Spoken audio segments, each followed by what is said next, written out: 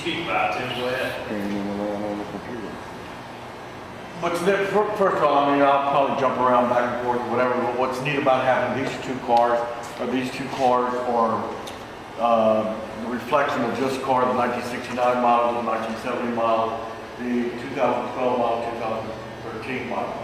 And what Ford did is they mirrored some differentials that they did in the cars from this year, from 69, 70, the same to the 2012 to 2013. And they mirrored those cars. What's neat about Boss 302, 13, and 12 is that car is the evolution of this car from 43 years ago. They have not built another one of these 43 until 2012. And this was such a special car in 1970 that they waited for the anniversary or later to build the car properly for the later years. Going back to 1970. 1970, General Motors, Ford, Chrysler, maybe AMC, we throw in there, were all trying to get a share of the market. There really wasn't even Japanese back there. There was the king of production at the time, the largest corporation in the world at one time was General Motors. U.S. Steel was on top in 1970.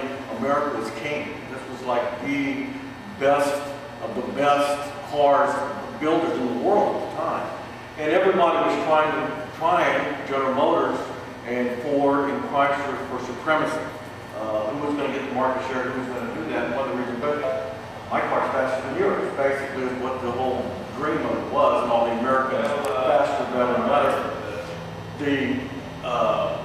There was a racing circuit at the time called the SCCA, Trans Am Racing Circuit, that a lot of the builders at the time took their cars, whenever raced their cars, and that's how they kind of advertised their cars and got the public interested in doing business with them.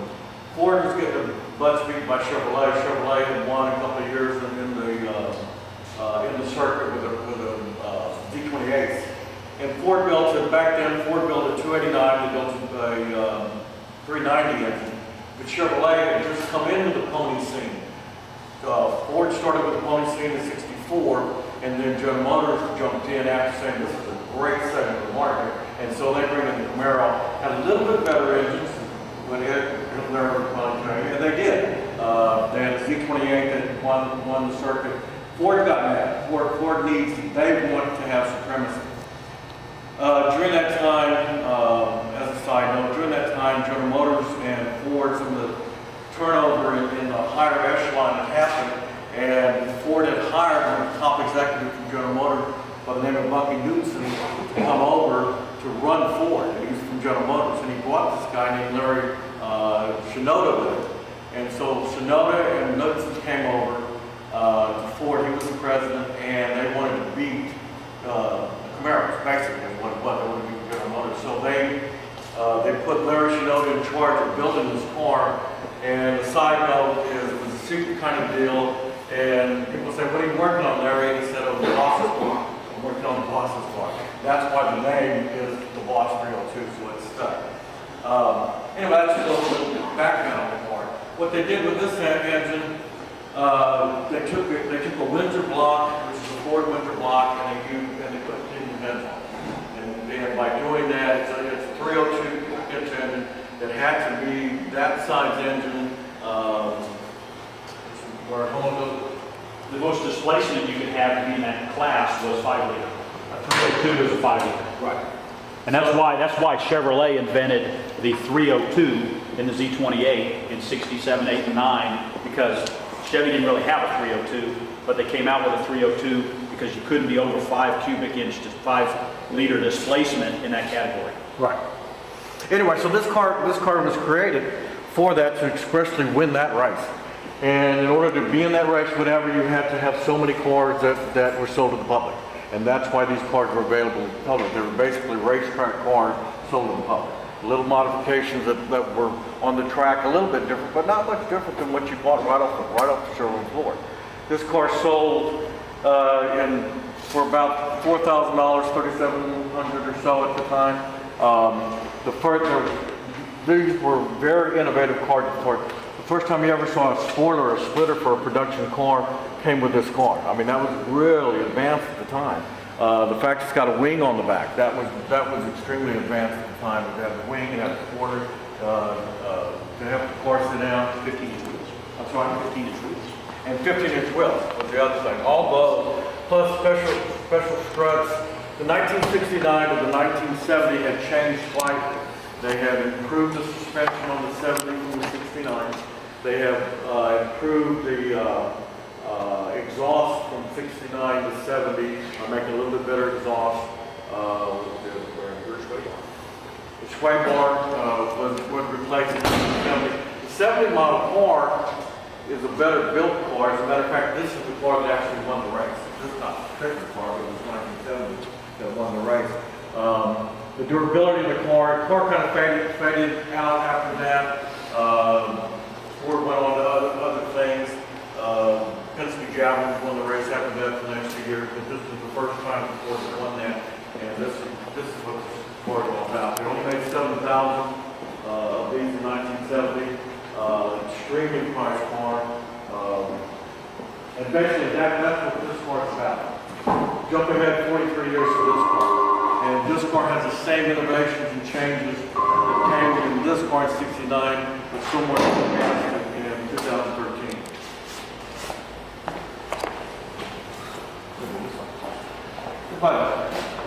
Any questions on that car?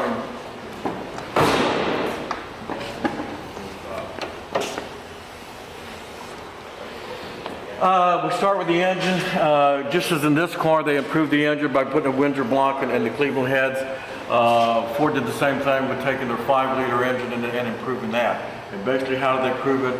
The 5-liter engine comes with 412 horsepower. They improved it to 444. And how they improved it to 444 is they changed the intake manifold to what they call runner in the box, and basically shortened the runners from 16 inches to 9 inches and made it a shorter intake manifold so you can get more air into it basically. So they got more air into the manifold by changing that. They also changed the camshaft. It's got a high lift cam. It also has forged pistons in it. It also has reinforced rods in it. So they did all that, put a big tower brace across it for stability in the front so they'd be able to produce 444 horsepower with that. It's run through by a MT82 6-speed transmission.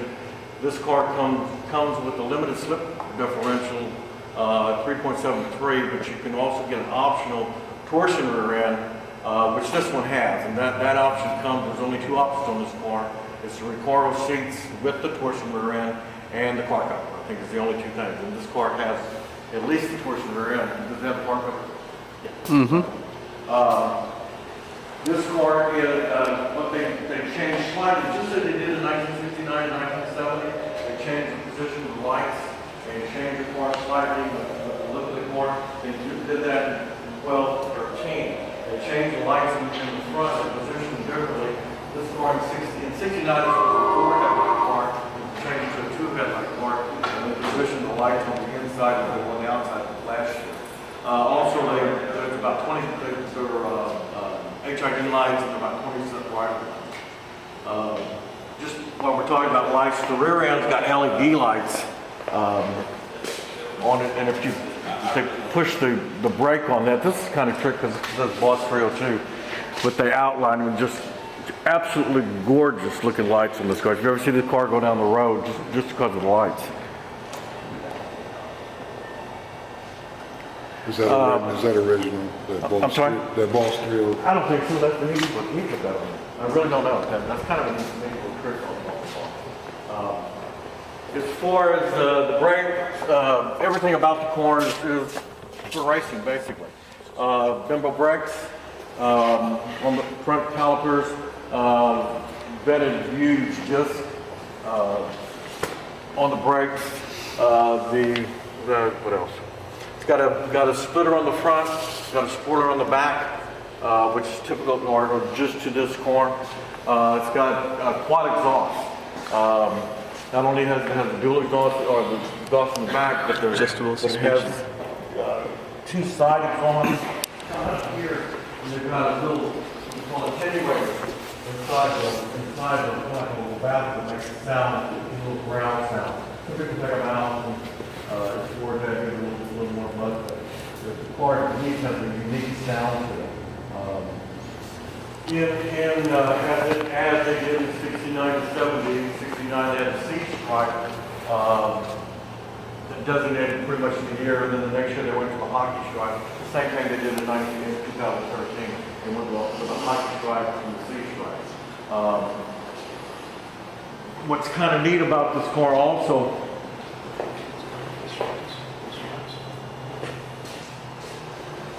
is on the dash, in the center of the dash, has a track application. And the track application will give you 0 to 60, 0 to 30, 0 to 90 as far as that it records that. It also gives you G-forces.